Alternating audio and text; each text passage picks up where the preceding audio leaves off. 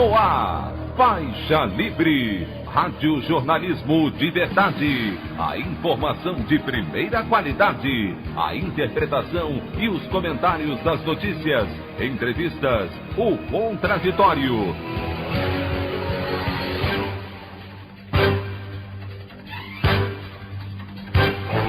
Tudo para aproximar você cada vez mais da realidade do Brasil e do mundo. Apresentação: Anderson Gomes. Governo finalmente libera site para cadastro de trabalhadores informais e desempregados que podem receber auxílio emergencial de R$ 600 por até 3 meses e promete início dos depósitos a partir de amanhã. Procuradoria-Geral da República arquiva pedidos de investigação contra Bolsonaro por atos e pronunciamentos contra isolamento social. Sindicato Estadual dos Profissionais de Educação do Rio condena a tentativa de implementação de ensino à distância para alunos da rede pública sem regulamentação e treinamento dos professores. Essas e outras notícias na edição desta quarta-feira, 8 de abril do ano de 2020 do programa Faixa Livre. O comentário de Anderson Gomes.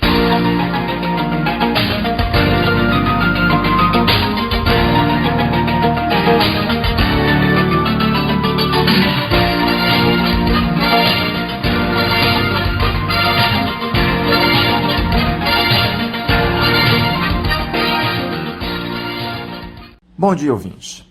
Após muita demora, o governo federal finalmente liberou a plataforma de cadastro para os profissionais autônomos e desempregados do país que têm direito a receber o auxílio de renda emergencial de R$ 600 por até 3 meses. O ministro da Cidadania, Onyx Lorenzoni, anunciou ontem o cronograma de pagamentos que vão começar na próxima quinta-feira. Segundo o governo, os primeiros a receberem o auxílio serão os trabalhadores informais que estão no Cadastro Único e têm conta no Banco do Brasil ou na Caixa. Depois, a partir do dia 14, os pertencentes ao CadÚnico, mas que têm contas em instituições financeiras privadas. Há 75 milhões de pessoas nesta base de dados, mas nem todas estão elegíveis ao pagamento. Depois, os informais, microempreendedores individuais e autônomos que não constam no Cadastro Único. O pagamento a este grupo começará a ser feito 5 dias após a aprovação do cadastro no novo sistema do governo. Por fim, os beneficiários do Bolsa Família, com o início dos débitos programado para 16 de abril. O site para cadastro daqueles que não estão no CadÚnico ou não são beneficiários do Bolsa Família é o auxilio.caixa.gov.br. Repetindo, auxilio.caixa.gov.br. A inscrição pode ser feita também por aplicativo disponível para celulares de todas as plataformas. O nome do aplicativo é Caixa Auxílio Emergencial. Até mesmo quem não tem créditos para acessar a internet via telefone celular poderá fazer o cadastro. O ministro disse também que os valores creditados nas contas não poderão ser usados pelos bancos para pagamentos de débitos dos beneficiários, como o cheque especial, por exemplo, ficando protegido para a utilização do trabalhador conforme suas necessidades. A segunda e a terceira parcelas do auxílio serão pagas, respectivamente, a partir de 27 de abril e 26 de maio, conforme o mês de nascimento dos beneficiários.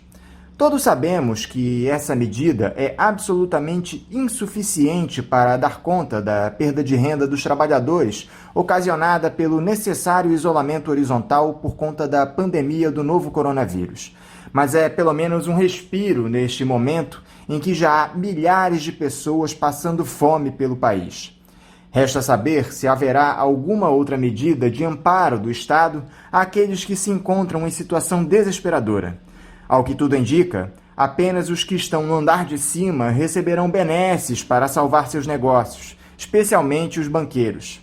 Nós aqui do Faixa Livre continuamos aguardando uma atitude efetiva dos partidos ditos progressistas para impedir essa verdadeira farra armada pelo governo Bolsonaro com dinheiro público para beneficiar a turma do Paulo Guedes, deixando desamparados milhões de brasileiros que dão seu suor diariamente para, eles sim, produzir riqueza para este país. A opinião do Faixa Livre. Bandeirantes, 1360. Estamos apresentando Faixa Livre.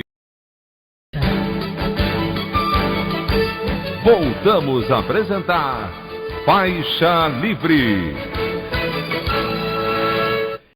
Estamos de volta, ouvintes, com o início da nossa edição desta quarta-feira, 8 de abril do ano de 2020, do programa Faixa Livre, que tem na sua produção a jornalista Celeste Sintra, auxiliada pela também jornalista Natália Moraes, tendo no comando do áudio o Francisco. Meu bom dia a todos. E meu bom dia também a você, que pode aqui participar nos enviando mensagens eletrônicas para o endereço ouvinte@programafaixalivre.com.br ou ainda registrando suas participações diretamente nas nossas redes sociais. No Facebook, nossa página é Programa Faixa Livre. No Twitter e no Instagram, para deixar o seu recado, basta seguir os perfis @PGM Faixa Livre.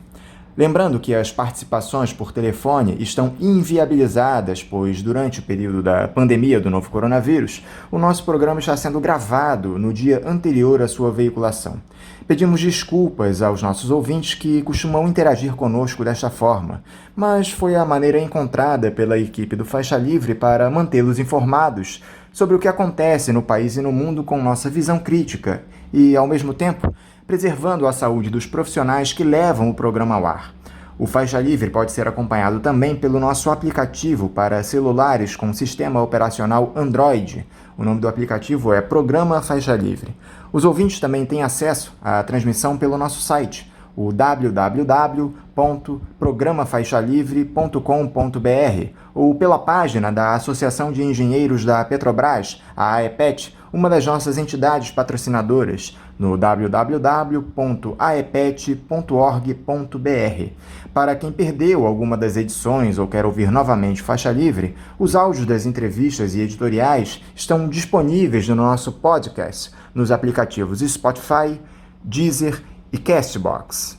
E, iniciando as entrevistas de hoje, eu cumprimento o professor de Ciências Políticas do Instituto de Relações Internacionais e Defesa, o IRID, da Universidade Federal do Rio de Janeiro, a UFRJ, Carlos Eduardo Martins. Carlos Eduardo, bom dia. Bom dia, Anderson. É um prazer falar contigo e com os ouvintes do Faixa Livre. Muito obrigado por conversar mais uma vez aqui conosco no programa, Carlos. Carlos, parece que o ministro da Saúde, o Luiz Henrique Mandetta, cedeu aos apelos do presidente Jair Bolsonaro e flexibilizou aquele isolamento social recomendado pela Organização Mundial da Saúde para reduzir a curva de contágio pelo novo coronavírus. Em uma prova do passo atrás, o Ministério da Saúde mudou de estratégia e propôs que os estados e cidades com 50% dos leitos disponíveis passassem por uma transição ao chamado distanciamento social seletivo, onde apenas os grupos de risco para a doença ficariam em confinamento. A mudança de posição ocorreu após mais um dia de muitas pressões a Mandetta. Na última segunda-feira, o Bolsonaro reuniu sua equipe ministerial e não convocou o político do Democratas. Contudo, o seu virtual substituto, o Osmar Terra, marcou presença no encontro. Mais tarde, o titular da pasta se reuniu com o presidente Bolsonaro e confirmou que seguiria no posto. Te surpreendeu esse posicionamento do ministro da Saúde para se manter no cargo? É preciso se considerar que Mandetta é muito mais um político do que um médico, e como político é um político conservador, representante das velhas oligarquias brasileiras.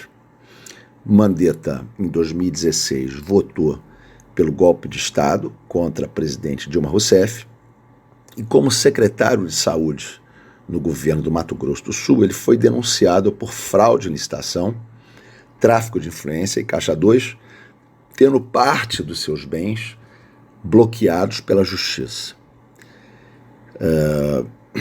Mandetta, como médico, é muito mais um representante do setor privado do que um homem vinculado à saúde pública. Mandetta foi presidente da Unimed e sua carreira como médico é uma carreira pouco expressiva do ponto de vista científico. Mandetta fez sua graduação numa universidade privada, que é a Universidade Gama Filho, já extinta no Rio de Janeiro. Mandetta, portanto, busca no governo conciliar a legitimação do governo Bolsonaro com certos parâmetros da medicina pública recomendados pela Organização Mundial de Saúde, que ele, entretanto, sempre toma com um filtro próprio. Por exemplo, a questão da recomendação da Organização Mundial da Saúde para que se teste o número mais alto de pessoas na população. Essa recomendação tem sido fortemente negligenciada por Mandetta, e isso tem nos tornado um dos países que menos faz testes no mundo. O Brasil ocupa, na base de dados da World Matters, a 100ª posição por número de testes em relação aos habitantes, e ocupa a 30ª posição em número absoluto de testes. O Brasil está atrás de Portugal, o Brasil está atrás da África do Sul, o Brasil está atrás do Chile, e isso tem um efeito político concreto, que é esconder os números da pandemia no Brasil. Então, não me surpreende que o Mandetta tenha tomado essa posição de flexibilizar o isolamento, porque ele é um político aliado ao bolsonarismo no país. Carlos, essa guinada no posicionamento a respeito do isolamento social não pode ter reflexos na popularidade do Mandetta? Os brasileiros vinham mostrando confiança no ministro, tanto é que sua aprovação, de acordo com a pesquisa do Datafolha, é muito superior à do Bolsonaro. O mesmo instituto apontou, na última segunda, que 76% dos brasileiros aprovam as medidas de distanciamento horizontal para evitar a proliferação da Covid-19. Esse recuo do ministro da Saúde não pode ter efeito contrário para ele? Sim, a flexibilização do isolamento social pode ter reflexos na popularidade do ministro e político Mandetta, sobretudo porque ela se dá no momento em que a epidemia no Brasil está se alastrando, e um indicador disto é o aumento dramático do número de mortes por dia no Brasil, apesar de haver ainda uma forte subnotificação. Mas é preciso considerar que as pretensões do Mandetta não podem ser muito amplas e de muito largo alcance. O Mandetta é um político do DEM, onde hoje a principal figura é Rodrigo Maia. Dificilmente o Mandetta poderá se colocar numa posição de confronto com a liderança de Rodrigo Maia, por exemplo, numa eventual sucessão presidencial em 2022. No PSDB, o Mandetta não teria condição de desafiar a liderança do Dória. E, por outro lado, o Mandetta, embora tenha aí, segundo as últimas pesquisas, cerca de 70% de popularidade, desses 70% de popularidade, uns 35% é popularidade bolsonarista transferida a ele. O resto é popularidade de uma população com uma sensibilidade mais à esquerda e defensora das recomendações da OMS. Portanto, também é uma popularidade transferida por uma percepção mais à esquerda por parte da população. Então, o teto de pretensão do Mandetta é baixo. O que ele pode pretender? Ele pode pretender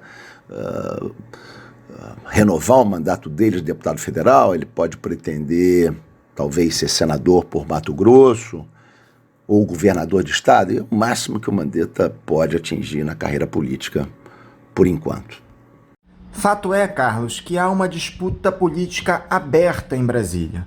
O Mandetta é filiado ao Democratas, partido que tem muita força, especialmente no Legislativo, já que conta com os presidentes da Câmara e do Senado.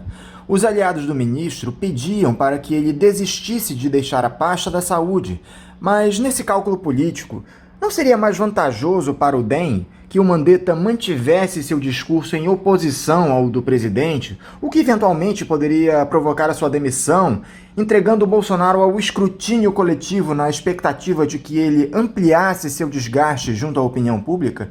O partido não poderia sair fortalecido nesse cenário? Eu acho que o DEM está fazendo essa calibragem, e o Mandetta também. Acho que se o Mandetta saísse agora do Ministério da Saúde, ele perderia a oportunidade de confrontar e se diferenciar de Jair Bolsonaro no momento que virá, que é o momento de agravamento radical da pandemia, onde Bolsonaro deverá cada vez mais buscar sustentar seu discurso de abertura do comércio, de volta da atividade econômica para atender os interesses empresariais e burgueses do país, na contramão dos interesses da saúde pública. Então, acho que o que Mandetta faz é uma inflexão pontual, passível de reversão, em função do quadro de agravamento da pandemia no Brasil, que já está se dando de maneira bastante acelerada. Agora, Carlos Eduardo, nesses bastidores lá no Planalto Central, parece que os militares têm atuado com protagonismo nos últimos dias. Desde a mudança do formato daquelas coletivas diárias com o panorama do avanço do coronavírus no país, com o general Braga Neto liderando a equipe ministerial nas entrevistas, o ministro-chefe da Casa Civil tem sido apontado como interventor no Palácio do Planalto. Como você observa a influência da ala militar no momento atual de crise? O general Puyol, o comandante do Exército, já deu declarações contrariando Bolsonaro nesse episódio da Covid-19. Não há um flagrante racha na cúpula das Forças Armadas? A questão é que Bolsonaro não é um verdadeiro representante do Exército brasileiro. O que une Bolsonaro às nossas Forças Armadas é o apoio delas ao golpe de 64 e ao anticomunismo, que resulta dos legados de subordinação ideológica ao imperialismo dos Estados Unidos e à ditadura. Legados estes que não foram desmontados pela Nova República.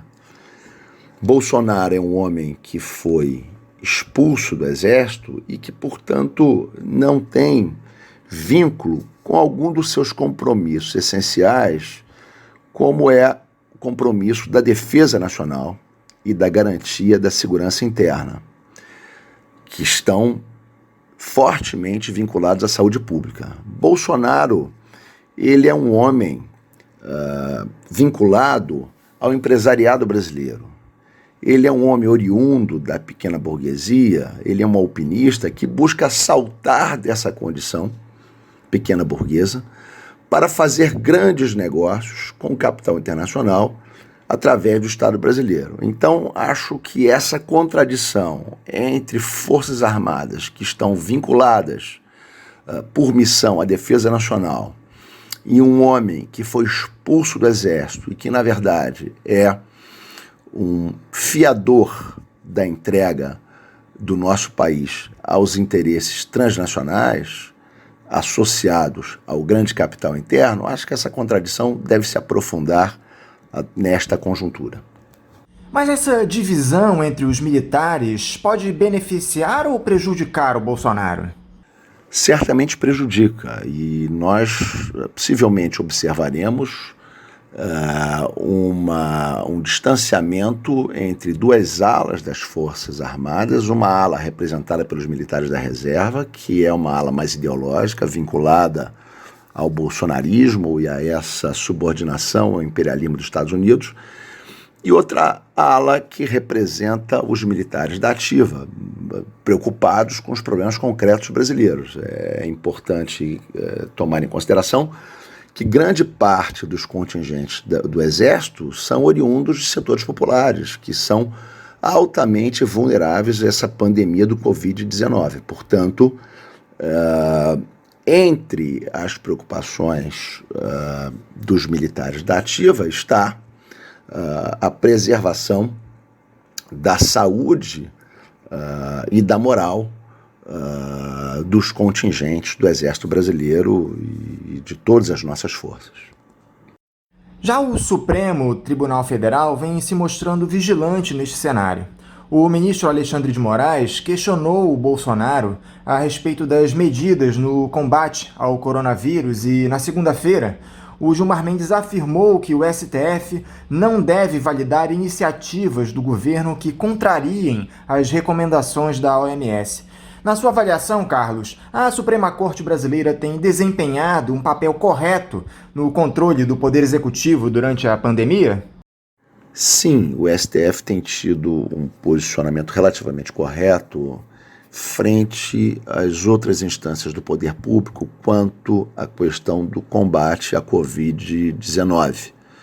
O ministro Alexandre de Moraes exigiu que em 48 horas o governo federal apresentasse as suas ações de combate ao Covid-19 e exigiu também dos estados que o fizessem em 72 horas.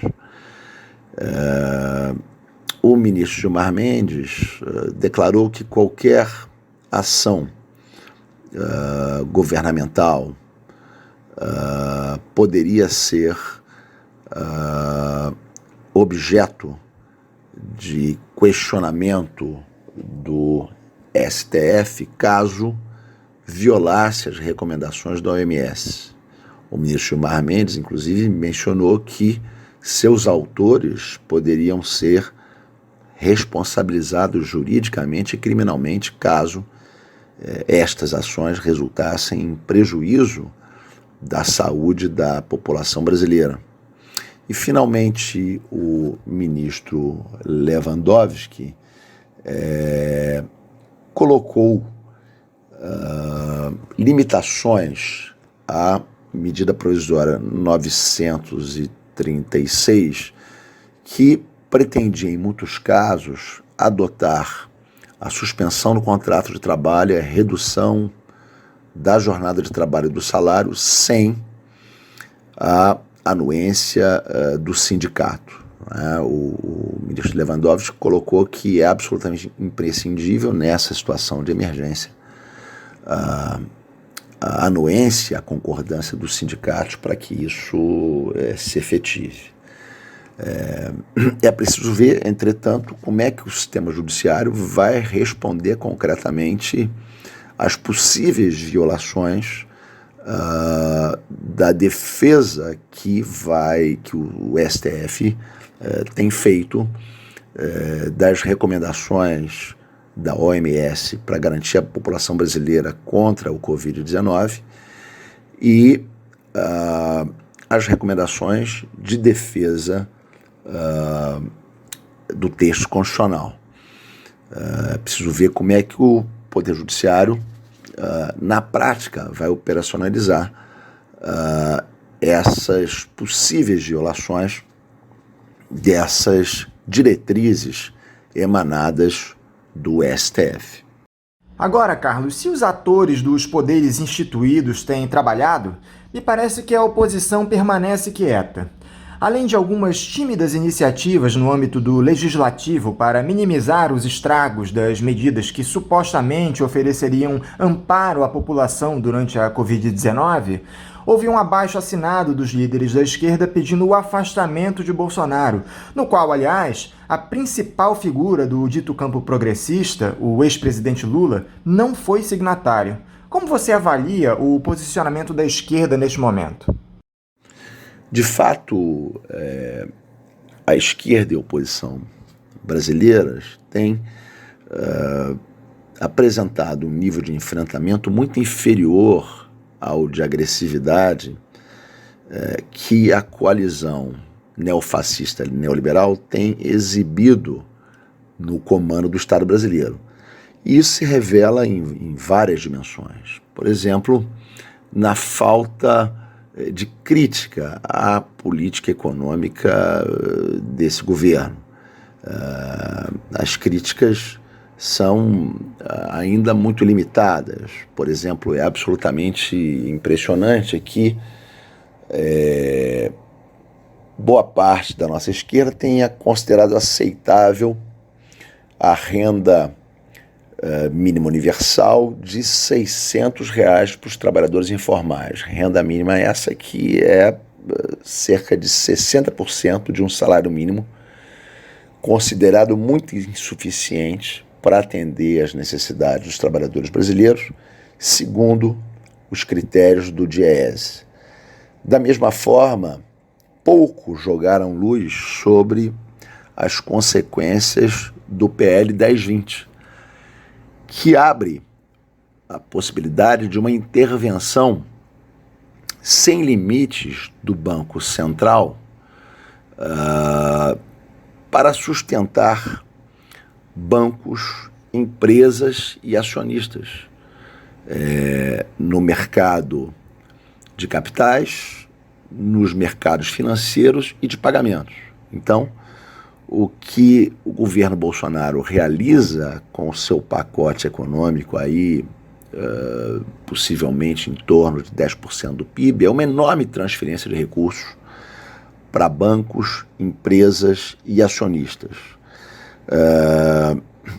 Da mesma forma, no tocante à questão política, é absolutamente assustador que os principais líderes da oposição brasileira, situados aí, Lula, que se constitui uma exceção, aí muito mais por ausência do que uma exceção que se diferencia por um nível mais alto de crítica em relação a este governo. É absolutamente surpreendente que os líderes da oposição entreguem uma carta renúncia ao Bolsonaro, imaginando que o Bolsonaro possa aceitar renunciar. Quer dizer, a oposição pretende fazer um acordo com o Bolsonaro para que ele renuncie. É muita falta de percepção do projeto político e geopolítico que está em curso no país. Não é? Então, a oposição resiste em assumir o impeachment como uma bandeira. No PSOL, a iniciativa de alguns deputados de protocolar o impeachment de Bolsonaro provocou tensões com a direção do partido, que considerava inadequada essa iniciativa. Da mesma forma, o ex-presidente Lula, que não apareceu na carta renúncia, ele vacilou muito frente à questão do impeachment. Agora, recentemente, tem uma declaração nesse sentido, mas uma declaração isolada, não é? Sem maior articulação política. E Lula rebaixa muito as razões do impeachment. Para o Lula, as razões do impeachment são de ordem psicológica. O Bolsonaro não teria condições psicológicas de governar o Brasil. Isso é realmente ignorar a natureza do projeto geopolítico colonial de ocupação imperialista que está em curso no Brasil e do qual Bolsonaro e Paulo Guedes são seus principais fiadores, junto também com Roberto Campos Neto. Então, a nossa oposição não revela uma capacidade de combate ideológico à altura das forças que estão ameaçando o Estado e a sociedade brasileira.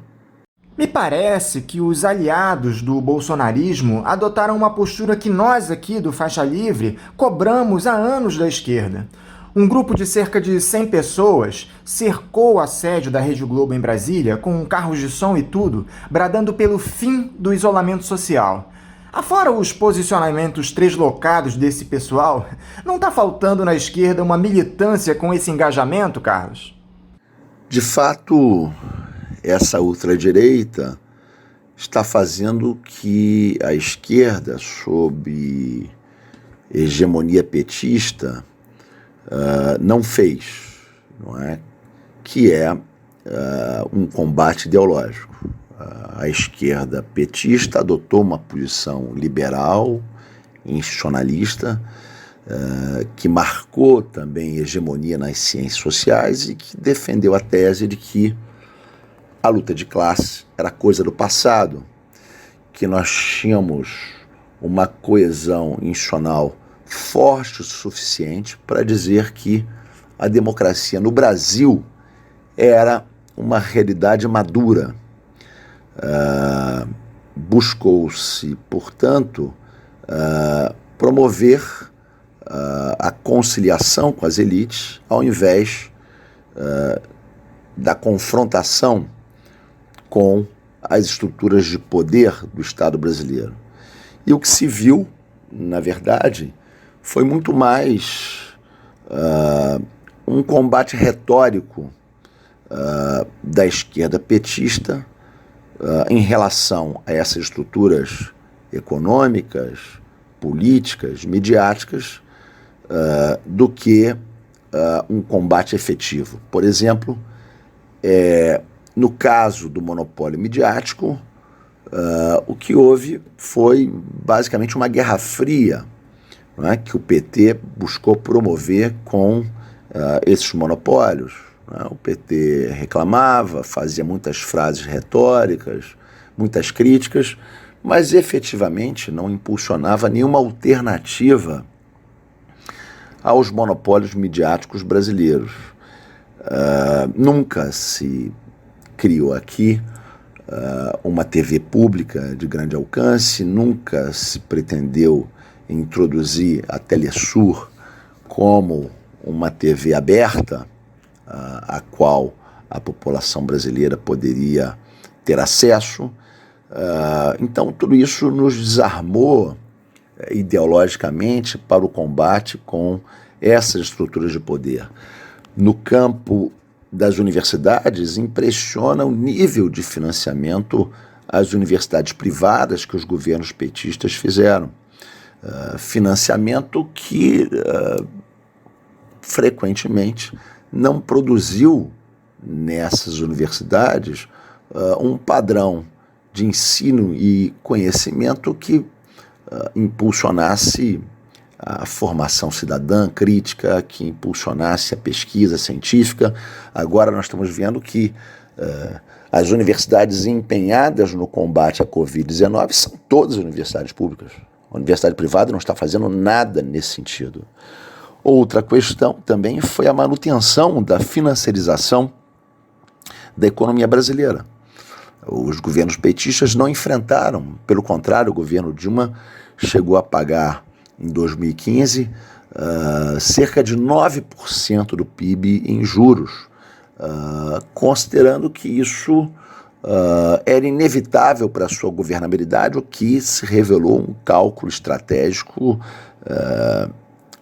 profundamente equivocado, inclusive porque agora o governo bolsonarista tem reduzido a taxa de juros e tem reduzido um pouco os volumes de pagamento de juros e amortizações da dívida pública, que continuam ainda muito altos, mas são mais baixos do que aqueles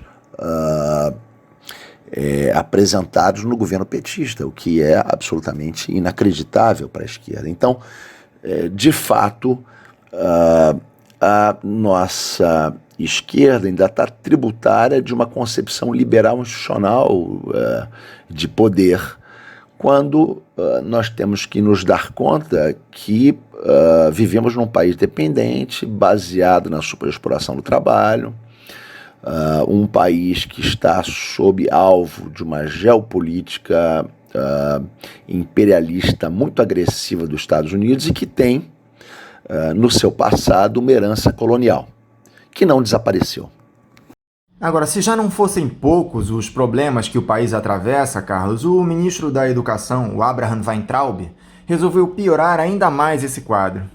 As acusações em tom de ironia que ele fez aos chineses em relação a um suposto plano de dominação mundial que teria a Covid-19 como pano de fundo provocou mais um conflito diplomático com o nosso principal mercado e fabricante de equipamentos e suprimentos médicos necessários no combate à pandemia. O que mais se pode esperar desse chamado gabinete do ódio, Carlos?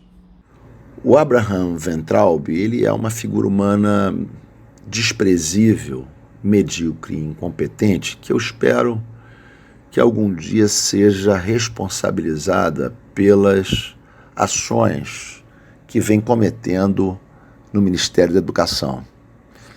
Ele é uma figura desse gabinete do ódio que é expressão de uma extrema-direita internacional nazifascista articulada pelo trumpismo, que é uma reação desesperada do imperialismo estadunidense frente à perda de influência na área que considera ser seu espaço vital, que é constituída pelas Américas. Então, Eduardo Bolsonaro, por exemplo, se encontrou com vários representantes dessa extrema-direita internacional, inclusive com um dos organizadores do site Infowars, que Eduardo Bolsonaro reivindicava ser coordenador no Brasil.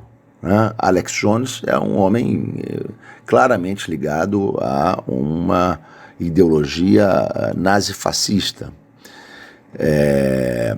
Esse tipo de gente consegue ter força e expressão no Brasil porque, de fato, o governo Bolsonaro é um governo vassalo do imperialismo trumpista e, inclusive, o governo Bolsonaro tem pretensões de aderir a uma eventual intervenção militar que Trump possa cometer na Venezuela. Esse tipo de orientação vassala do Estado brasileiro aos Estados Unidos e ao trumpismo só é possível porque realmente a nossa burguesia desistiu de qualquer pretensão de autonomia. Ela desistiu do desenvolvimento, ela desistiu do pleno emprego porque tem medo da nossa classe trabalhadora. Uma das coisas que o governo Lula mostrou é que a reativação do emprego formal rapidamente leva a enormes mobilizações contra a superexploração do trabalho e contra as enormes desigualdades em que sempre se apoiou a burguesia brasileira para impulsionar suas possibilidades de acumulação. Então, a meu ver, é isto que cria esse tipo de permanência dessas figuras ridículas e patéticas na sociedade brasileira. Nós temos uma burguesia que abandonou a sua autonomia e aderiu a um capitão vassalo dos Estados Unidos para ser o salvador das suas aberrações históricas, como são a permanência da superexploração do trabalho e de altos níveis de desigualdade sobre uma classe trabalhadora cada vez mais escolarizada e cada vez mais com oportunidades de acesso à informação. Evidentemente que ações desse tipo prejudicam o interesse concreto do Estado brasileiro, sobretudo pelo fato da China ser uma das maiores, a maior importadora dos produtos brasileiros.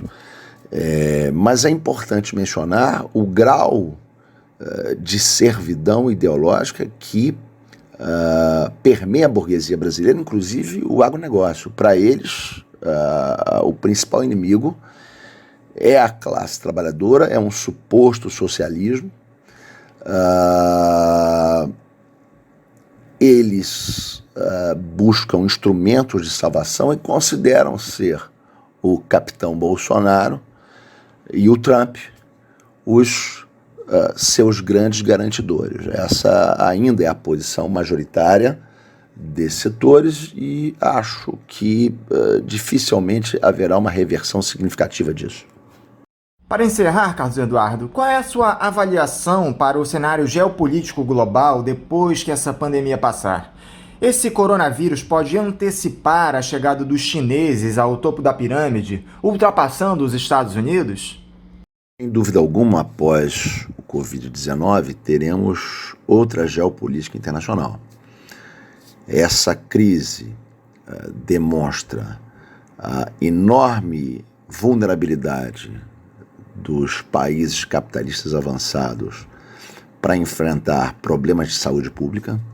Cerca de 70% das mortes no mundo estão concentradas em Estados Unidos, Inglaterra, França, Itália e Espanha. Isso demonstra a dificuldade desses países dominarem o novo paradigma biotecnológico em curso, que tem na saúde pública uma das suas dimensões fundamentais. Por outro lado, os sistemas socialistas demonstram uma enorme eficiência e capacidade de enfrentar esta pandemia. A China, junto com Cuba, se colocam como provedores de ajuda internacional, enquanto que a posição dos Estados Unidos nesse momento é de cortar ajuda e de ameaçar estados com sanções para que aceitem desvios de comércio internacional em favor dos Estados Unidos. De outro lado, também, a crise do Covid-19 coloca uma questão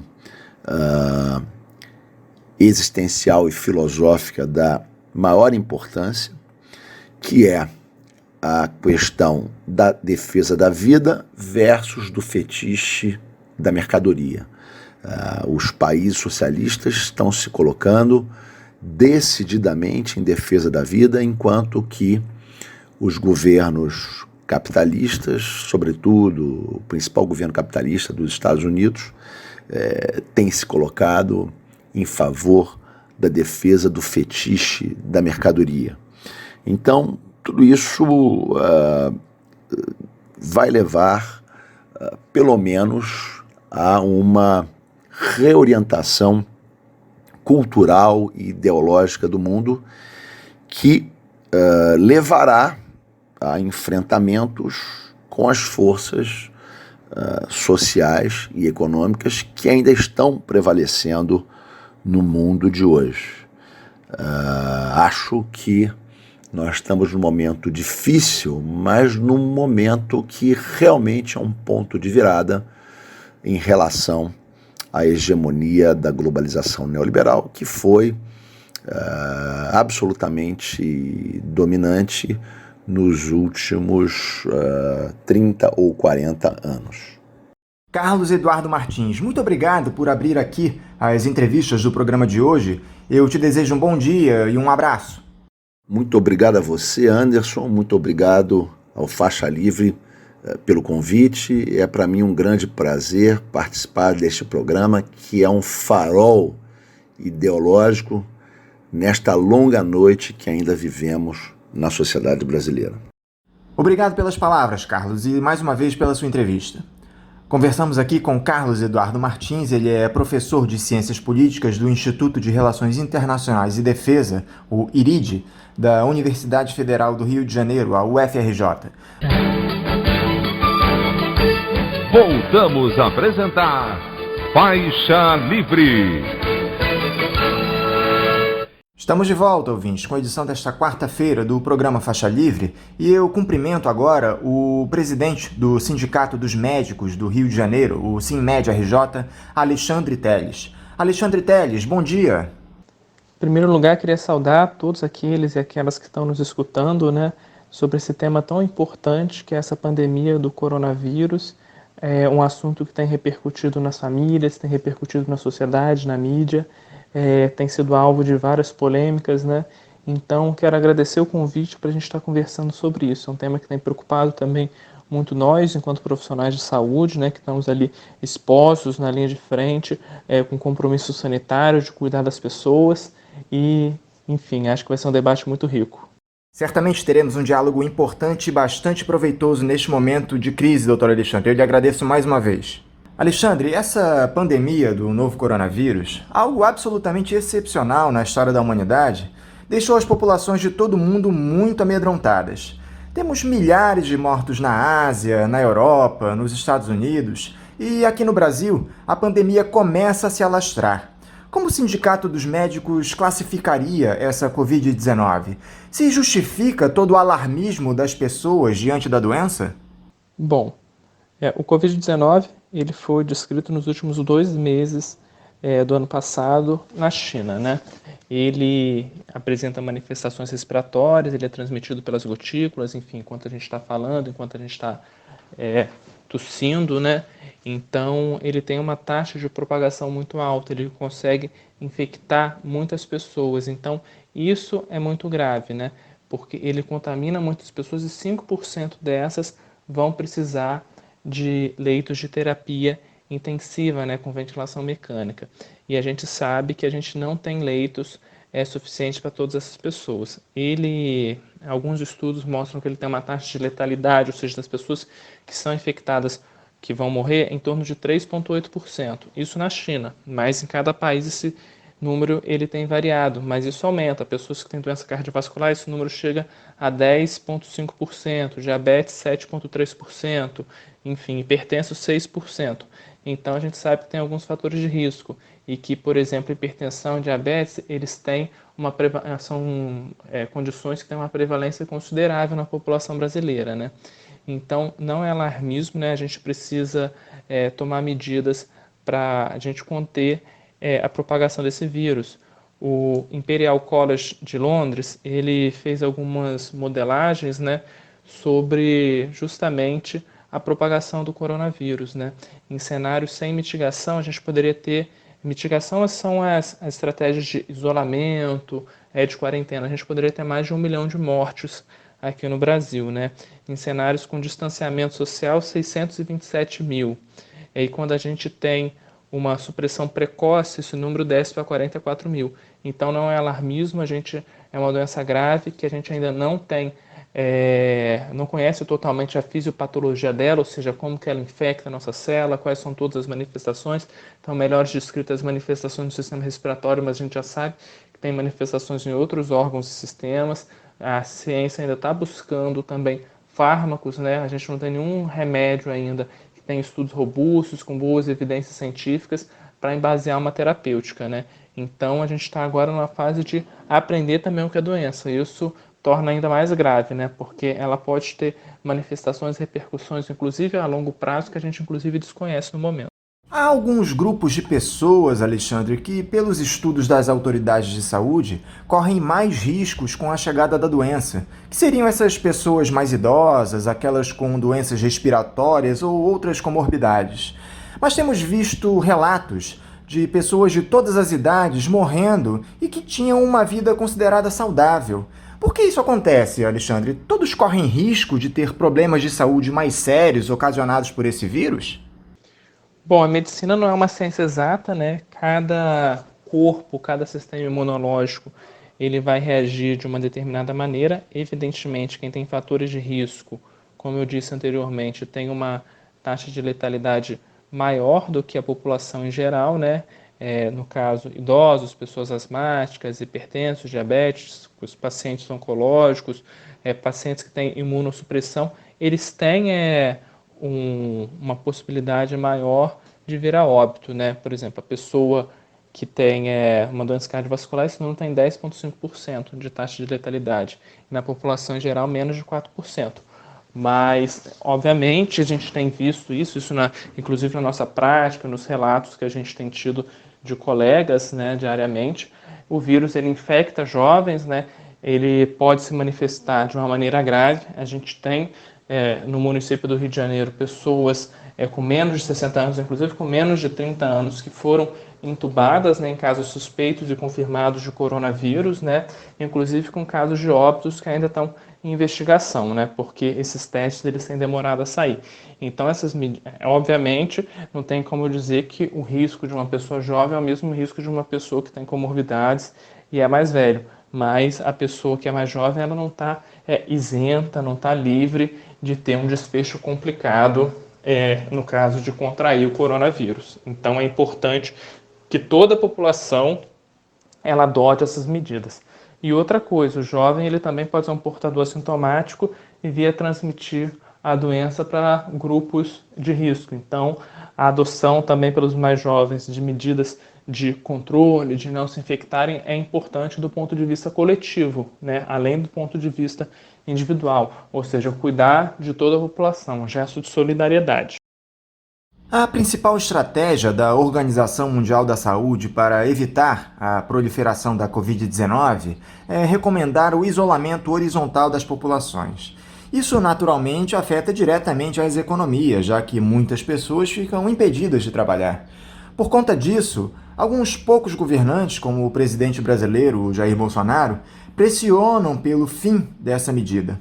As deficiências do nosso Sistema Único de Saúde ficaram evidenciadas com a Covid-19 como resultado de anos de falta de investimentos, especialmente depois desse congelamento nas verbas de saúde e educação por 20 anos. Como o Sindicato dos Médicos avalia a possibilidade do fim desse afastamento social, Alexandre? Corremos o risco de ter um colapso no SUS com essa medida? Acho que esse debate ele é central, né? Porque tem que ficar bem claro para toda a população o subfinanciamento que o SUS ele passa desde a criação dele, né, em 1988, né? Ou seja, um sistema que ele se propõe a cuidar de mais de 200 milhões de pessoas, ele não tem dinheiro suficiente para fazer isso. Então, o que a gente faz hoje no SUS em termos de financiamento é quase que um milagre, né? Porque a gente consegue fazer muito com pouco de recurso que a gente tem. A emenda constitucional 95, ela é extremamente prejudicial para o SUS, né? Ela congela por 20 anos recursos que seriam valiosos, né? Até porque, se a gente for pensar o que vem acontecendo com a nossa população, a gente tem uma transição demográfica, né? Com aumento da expectativa de vida da população, envelhecimento, né? Uma demanda de uso de mais recursos em termos de saúde, né? Então, quando a gente pensa que daqui 20 anos, a gente vai ter basicamente o mesmo dinheiro que a gente tem agora, com aumento e envelhecimento populacional e surgimento de outras doenças, isso não é razoável, né? Ainda mais com a falta de estrutura que a gente já tem. A gente já sabe que nós temos poucos leitos de UTI, de unidade de terapia intensiva, que são aqueles leitos que têm ventilador mecânico, que a gente tem condições de fazer um monitoramento intensivo, né? Nós temos poucos leitos nessa situação. Prova disso, como já disse, é a questão da judicialização que a gente tem, né? Pessoas que entram na justiça para conseguir esses leitos. E agora, numa pandemia que exige uma intubação precoce, ou seja, que esse paciente rapidamente receba suporte em um desses leitos, a gente fica mais escancarado de quão o Sistema Único de Saúde vem sofrendo, né? E aí eu não falo sofrendo só em termos de unidade, de infraestrutura, de unidades hospitalares, né? A gente sabe também que os próprios municípios, eles não têm investido no Sistema Único de Saúde. Prova disso são os cortes no orçamento que o próprio município do Rio de Janeiro fez na saúde nos últimos anos, né? Em 2017, extinguiu 184 equipes de saúde da família. E aí, por que eu falo isso? Porque isso é muito importante. Porque a principal porta de entrada do SUS é a estratégia de saúde da família. A pessoa que tem coronavírus, ela com sintomas leves, ela vai se dirigir a essa unidade. Então, a gente já tem ali uma sobrecarga desses profissionais e a extinção dessas equipes. O Estado também, ele não investe há muito tempo os 12% do orçamento que deveria investir em saúde. Então, as três esferas governamentais, elas não contribuem para a melhoria do sistema, né? Não contribui em termos de infraestrutura, enfim. A gente tem, então, uma posição de combater a EC 95 e medidas de que vem atacando o sistema.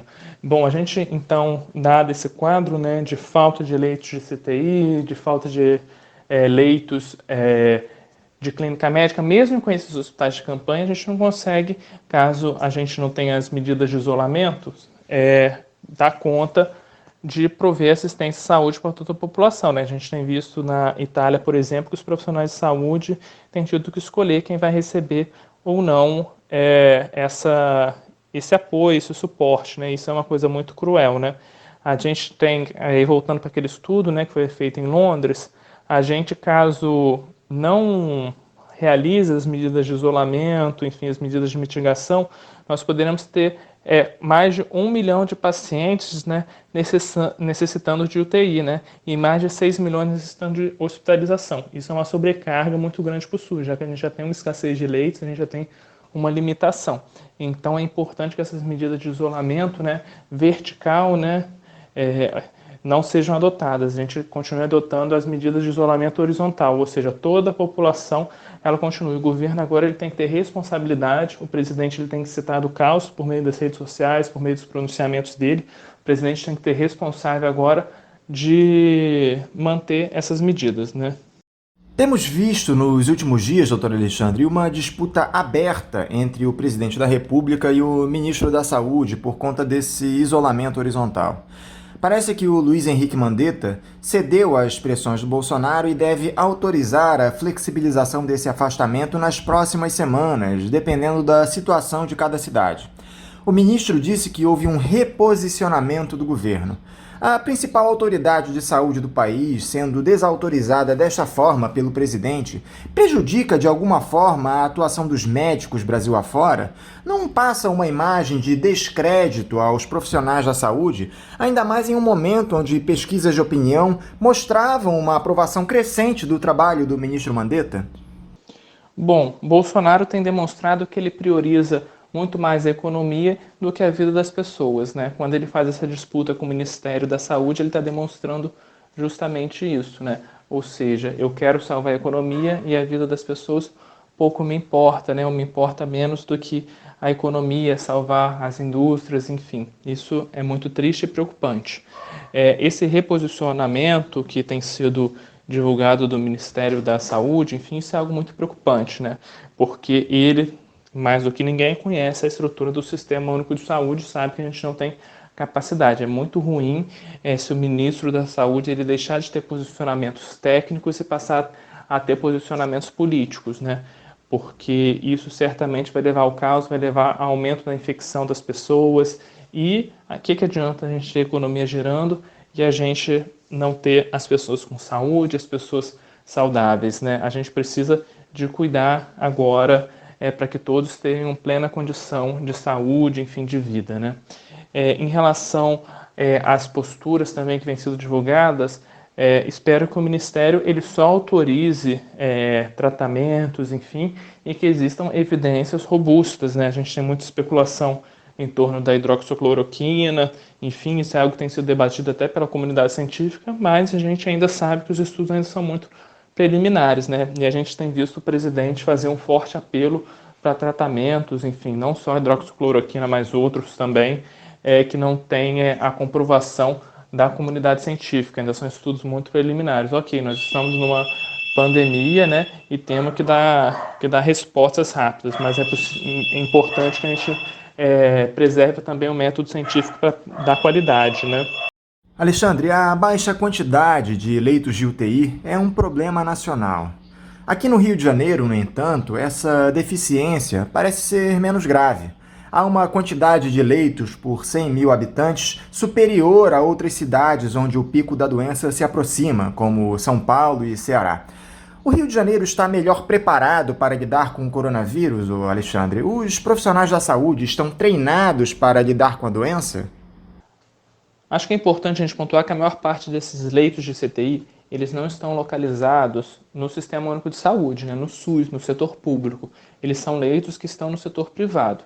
Então, caso não seja tomada uma medida de universalização do acesso a essas vagas, né, compartilhamento, regulação única, só vai ter acesso a essas vagas do setor privado quem tiver o plano de saúde ou quem pagar. Então, a maior parte da população ela vai continuar concorrendo nos leitos do Sistema Único de Saúde, né, que são os leitos escassos. A gente agora tem o coronavírus, né? Antes do coronavírus, a gente já tinha uma escassez desses leitos, né? Todo médico que dá plantão, enfim, profissional de saúde sabe que não é fácil a gente conseguir uma vaga para um paciente nosso que está estável, né? Instável, aliás. Muitas das vezes a gente fica aguardando, enfim, tendo que tomar medidas para dar suporte a esse paciente antes dele conseguir essa vaga no CTI, né? Então a gente fica muito apreensivo, né? E a gente sabe, né? Com o coronavírus, as pessoas que tinham outras doenças não deixaram de ficar doentes, né? Então, se a gente já tinha falta de leite de CTI antes do coronavírus, agora que a gente tem uma doença que infecta muita gente, né, que tem uma chance de levar muitas pessoas para o CTI, então a gente tem um cenário de caos, né? Então o Rio de Janeiro não está numa situação confortável, não. Pode dizer que as outras cidades com uma taxa, enfim, com uma relação menor de vaga de CTI por habitante, numa situação pior que a nossa. Mas nenhum de nós estamos confortáveis, não. Todo mundo está mal, tudo isso é fruto do subfinanciamento do Sistema Único de Saúde.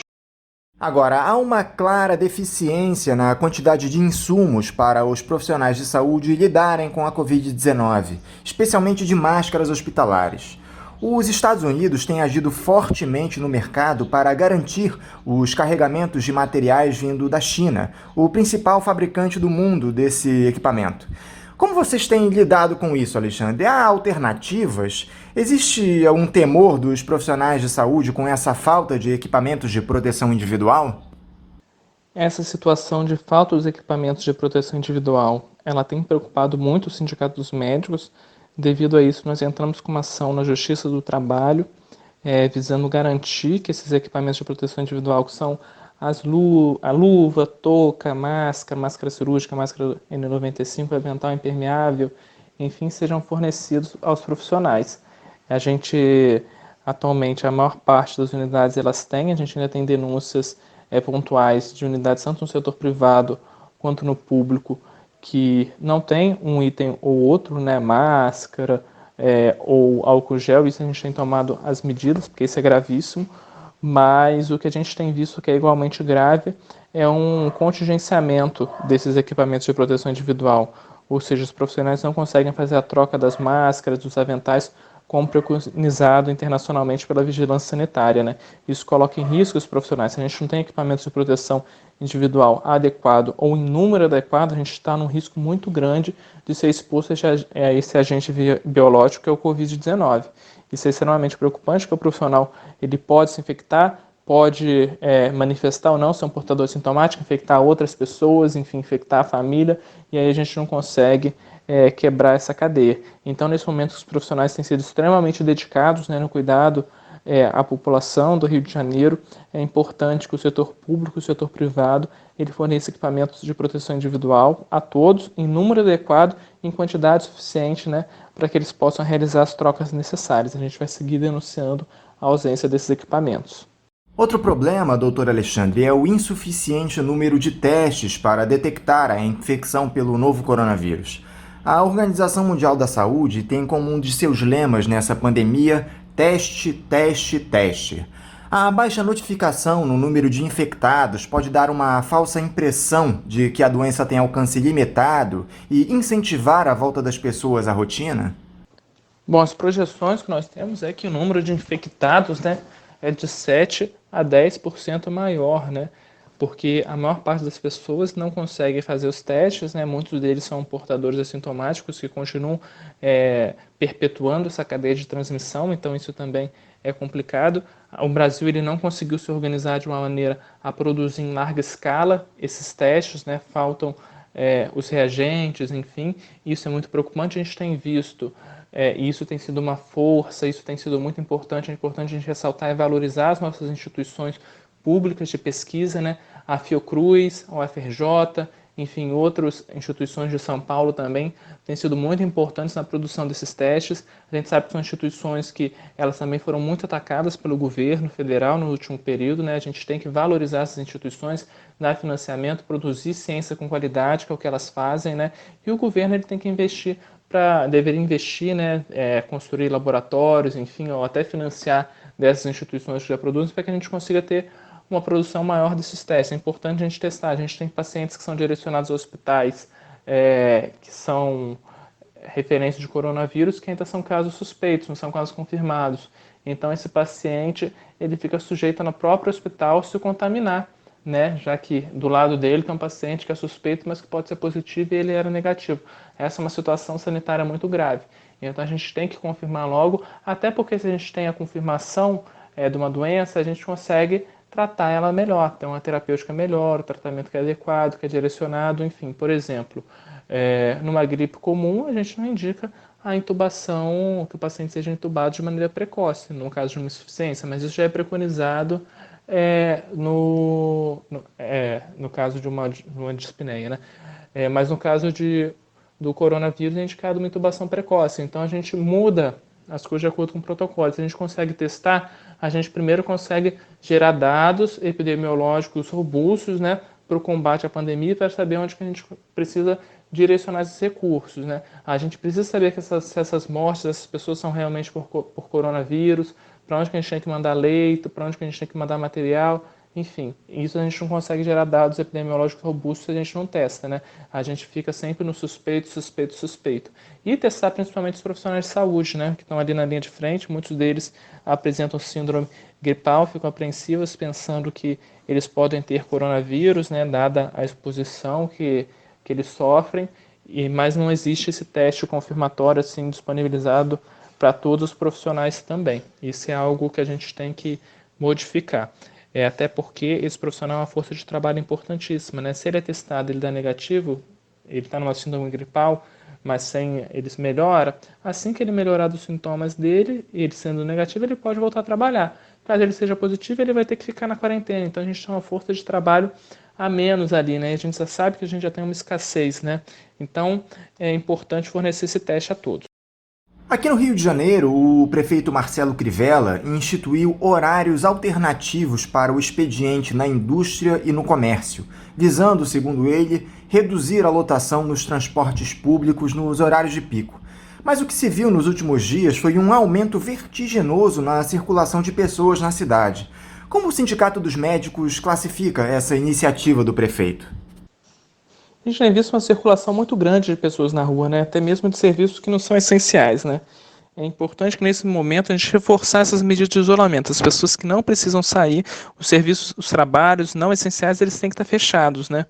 E acho que uma medida que evite um alto fluxo no mesmo horário, ela é importante porque a gente tem que manter os serviços essenciais, né? Enfim, isso não tem como fazer algo diferente, mas a gente tem que realmente diminuir o fluxo das pessoas saindo na rua ao mesmo tempo, para a gente conseguir dar espaço para que as pessoas vão sentadas no ônibus, não tem aquele metrô, aquele trem lotado, enfim, a gente tem que, essa medida ela é positiva, mas é importante a gente reforçar o isolamento. As pessoas não têm que estar saindo de casa, utilizando o transporte público e na rua, se não for por um motivo relevante, né?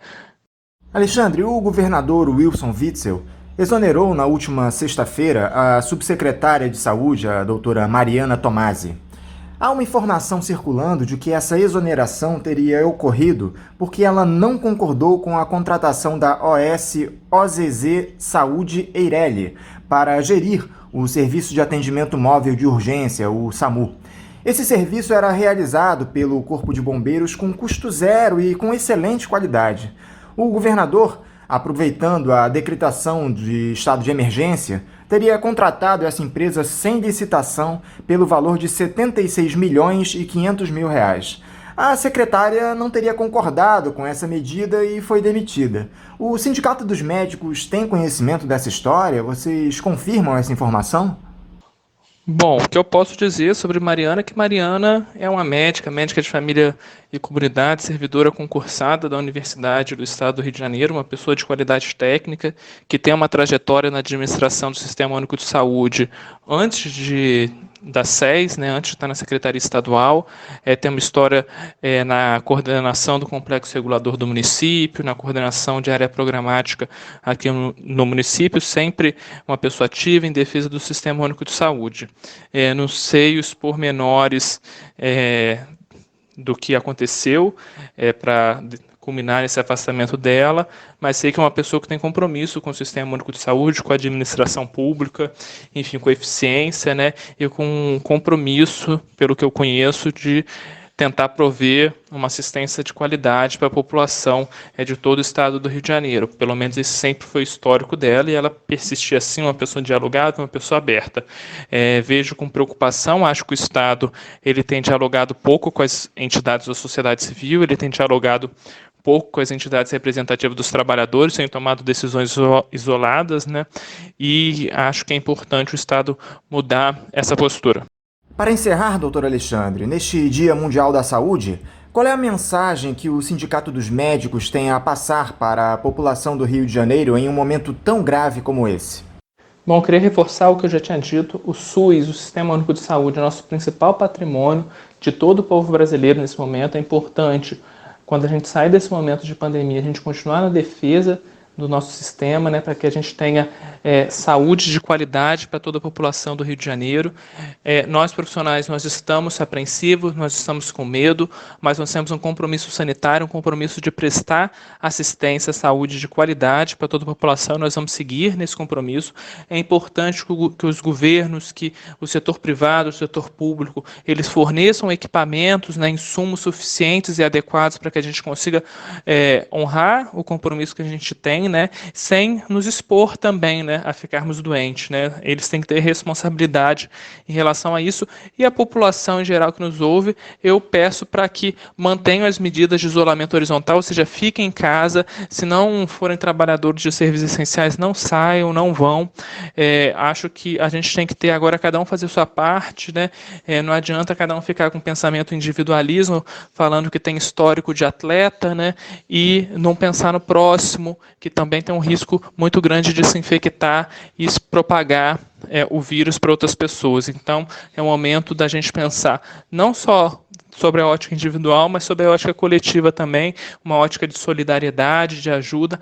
Enfim, eu acho que só juntos, né, profissionais, usuários, enfim, cada um pensando de uma maneira mais ampliada e não ao redor do sombrio, que a gente vai conseguir superar essa pandemia. E acreditando no Sistema Único de Saúde, porque apesar das adversidades que ele sofre, né, ele é forte e ele consegue superar, prover assistência para todo mundo, né? A gente acredita. Eu acredito no SUS, acredito que a gente vai conseguir sim e vamos passar por isso. Mas as pessoas também precisam adotar as medidas de mitigação, de isolamento. Doutor Alexandre Telles, muito obrigado por conversar conosco aqui no programa Faixa Livre. Eu desejo a você um bom dia e deixo o meu abraço. Bom dia, eu que agradeço, né, a participação do Sindicato dos Médicos está à disposição. Também queria deixar aqui os médicos que eles quiserem entrar em contato com o sindicato, a gente está à disposição recebendo denúncias, enfim, e estamos tomando diversas ações. Obrigado, bom dia a todos. Conversamos aqui com o Alexandre Telles, ele é presidente do Sindicato dos Médicos do Rio de Janeiro, o SINMED-RJ. Vamos ao nosso último intervalo, voltamos já. Voltamos a apresentar Faixa Livre. Já estamos de volta, ouvintes, com a edição desta quarta-feira do programa Faixa Livre. Vamos conversar agora com o Victor Araújo. Ele é professor de Economia da Universidade Federal Fluminense, a UF. Victor Araújo, bom dia. Bom dia, Anderson. Bom dia a todos os ouvintes do programa Faixa Livre. Obrigado mais uma vez, Victor, por estar aqui conosco no programa. Victor, esse covarde ideário neoliberal no Brasil não tira folga nem durante uma das piores crises de saúde da história da humanidade. A equipe econômica, liderada pelo Paulo Guedes, vem impondo medidas que favorecem fortemente o andar de cima e deixam a população afetada pela perda de renda, provocada pela impossibilidade de trabalhar, à míngua. A miserabilidade se amplia e as pessoas não conseguem nem comprar alimentos para a sua subsistência.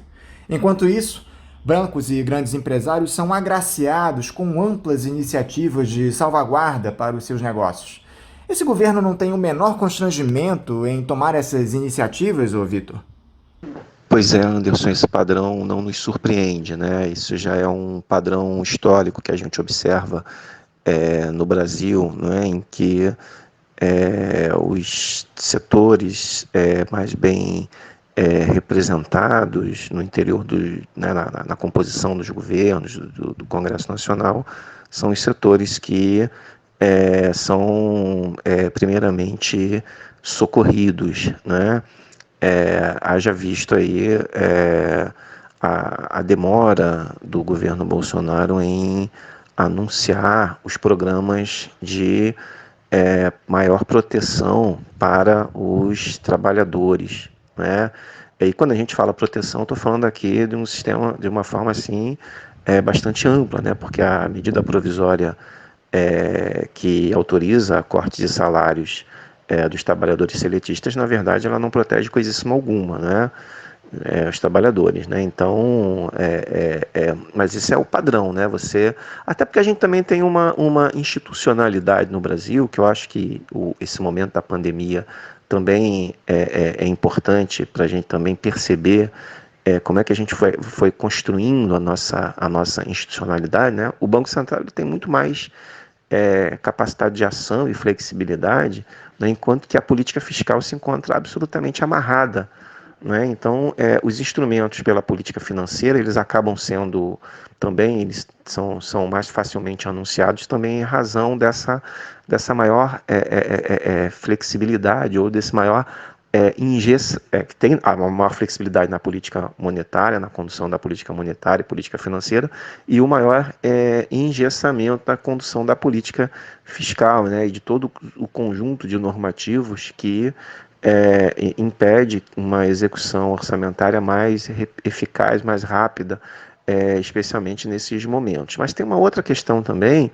que é esse caráter mais dogmático da equipe econômica, né? Essa sua crença infinita, essa profissão de fé que eles fazem no mecanismo de mercado, na solução neoliberal. Veja, quando o mundo já discutia com maior seriedade a questão do coronavírus, né?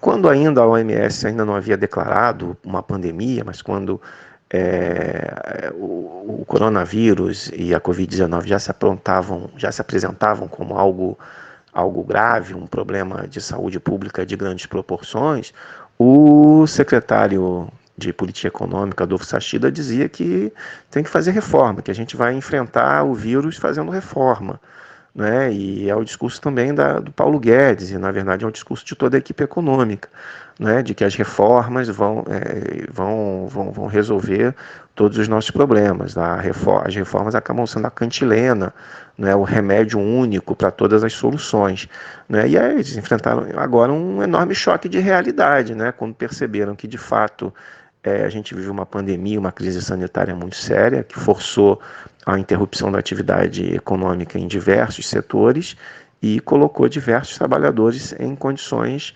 de uma vida muito difícil em razão da interrupção do seu fluxo de renda, né? E também das empresas, que também significa para elas queda de receita, né? E dificuldade de liquidez para poder enfrentar também os compromissos assumidos com seus fornecedores, né?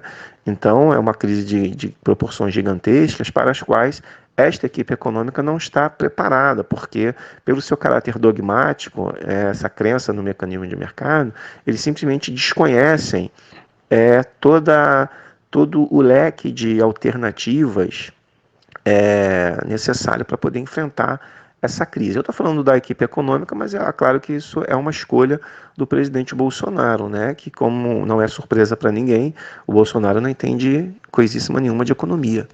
Essa chamada proposta de emenda constitucional do orçamento de guerra compromete os recursos públicos de maneira desastrosa, entregando, entre outros, os papéis podres do mercado ao Banco Central. Economistas como a Maria Lúcia Fatorelli e o Eduardo Moreira alertam que o artigo que trata desse tema na PEC faz com que, na prática, o Banco Central se junte aos especuladores utilizando dinheiro público. A dívida brasileira tende a se ampliar como nunca antes visto. Esse socorro generoso aos empresários proposto nessa PEC era mesmo necessário ou a Covid-19 foi só um artifício utilizado pelo Paulo Guedes para favorecer sua turma do mercado financeiro? O que é que deveria ser mudado com urgência nessa medida provisória, Vitor? Explica aqui para os nossos ouvintes, por favor, quais são as armadilhas por trás dessa proposta. Anderson, eu agradeço essa pergunta porque ela permite a gente fazer uma série de esclarecimentos, tá? Em primeiro lugar, eu acho completamente desnecessário você separar um orçamento, digamos assim, o pessoal chama de orçamento de guerra, né, mas é, na verdade, o orçamento que tem como objetivo acomodar o crescimento das despesas do gasto público para o combate aos efeitos da epidemia, né, ou melhor, da pandemia, mas também para prover o socorro econômico que o sistema requer, né? Mas por que separar isso tudo no orçamento? Porque a ideia é muito clara, né? Essa política fiscal mais expansiva, ela assume, portanto, um caráter emergencial e, portanto, não permanente, né? O que a gente tem brincado, a gente criou um termo, né? Alguns colegas criaram um termo irônico, é o keynesianismo do coronavírus, né? Você autoriza, então, uma expansão do gasto nesse momento, mas aí, quando terminada a pandemia e terminados os seus efeitos, a gente volta para o que a gente tinha antes, que são o quê? As políticas de austeridade. Né? Por isso que eu sou contra, em primeiro lugar, a separação desse orçamento, né? Porque eu acho que, ao autorizar a separação do orçamento, a gente está aí dando. É importante você ter formas de acomodar o crescimento do gasto público, é urgente, mas isso deveria ser feito retirando-se todos os dispositivos que engessam a política fiscal, né?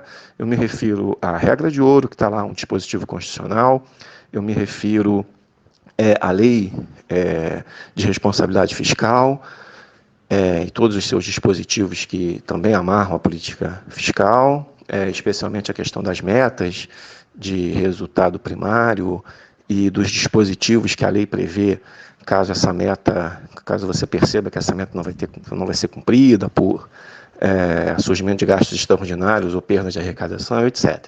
Então, acho que a gente perde aqui uma oportunidade de rever de uma vez por todas o conjunto de dispositivos e normativos que engessam a política fiscal.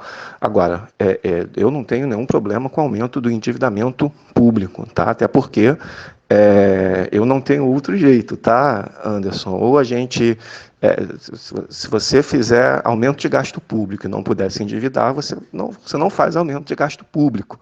Então, você vai ter que viver numa permanente austeridade, ou você vai ter que fazer aumento de carga tributária num momento em que aumento de impostos é algo completamente impensado, tá? Então, eu acho que é importante a gente também ter essa compreensão de que a dívida pública ela pode e deve ser utilizada como uma aliada das políticas fiscais expansivas, porque é por meio dela, o aumento da dívida pública é a contrapartida da expansão de gasto, que não tem como contrapartida o crescimento do aumento dos impostos.